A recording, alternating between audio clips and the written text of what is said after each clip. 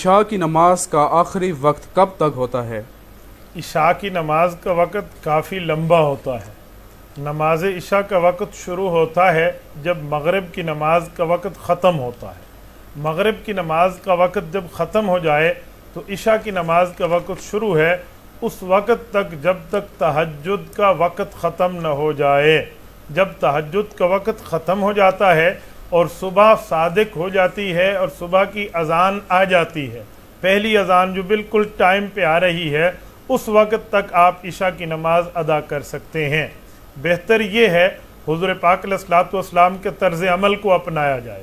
حدیث پاک میں شرح معانی الاثار میں حضرت امام ابو جعفر الطحاوی المتوفی 321 ہجری رحمہ اللہ حدیث پاک لائے ہیں، رسول اللہ صلی اللہ علیہ وآلہ وسلم اس کو لیٹ تک لے جانے کی خواہش رکھتے تھے، لیکن فرمایا میں اسی لیے اس کو اتنا زیادہ لیٹ نہیں کرتا کیونکہ جماعت میں کچھ بوڑھے بھی ہیں اور کچھ مسافر بھی ہوتے ہیں، کچھ مریض بھی ہوتے ہیں، اسی لیے اس کو ابتدا میں ہی اللہ کے رسول صلی اللہ علیہ وسلم نے پڑھا ہے اور آج تک مسلمان ایسے پڑھتے آ رہے ہیں۔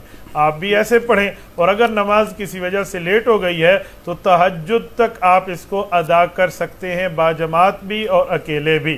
بعض لوگوں کا یہاں ایک غلط فہمی پر مبنی ایک ذہن بنا ہوا ہوتا ہے، وہ کہتے ہیں کہ جب رات کے 12 بج جائیں پھر عشاء کی نماز نہیں ہوتی، لہٰذا 12 بجے سے پہلے پڑھیں۔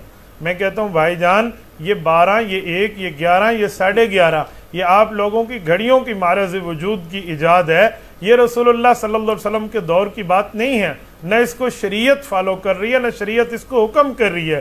اس لیے 12، 12:30 کا کوئی کنسپٹ شریعت میں نہیں ہے۔